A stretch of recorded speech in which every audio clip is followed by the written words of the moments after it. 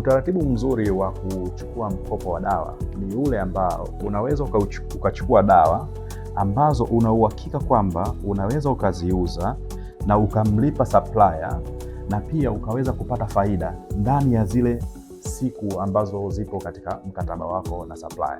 Hapo sasa unakuwa umetumia vizuri hii instrument ya supplier credit. Lakini kama hii process yote haiwezi kufanyika ndani ya zile siku mlizokubaliana, basi hii inaweza ikakuumiza wewe, na ndipo ambapo unakuta mtu sasa anaanza kutumia mauzo ya dawa nyingine kulipia mkopo ambao umechukua kwa ajili ya dawa nyingine. Mara nyingi tunashindwa kutumia supplier credit vizuri.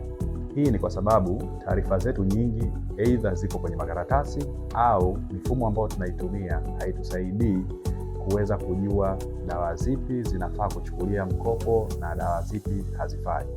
Kwa hiyo tunaishia kuwa driven na vitu kama discount au promotions zinatufanya tunaingia katika mikopo ambayo baadaye inakuja kutuletea matatizo.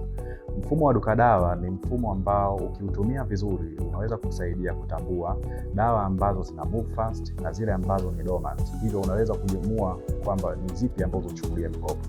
Zaidi ya hapo, kwa kutumia mfumo unaweza ukawa na track madeni yako, na kila unapozidi kuyapunguza ukaweza kuona kwenye zile purchases zako madeni yamefikia kiasi gani. Hivyo basi, kama unahitaji kutumia mfumo wa duka dawa, unaweza ukacomment hapo chini neno duka dawa na timu yetu itakufikia. Asante.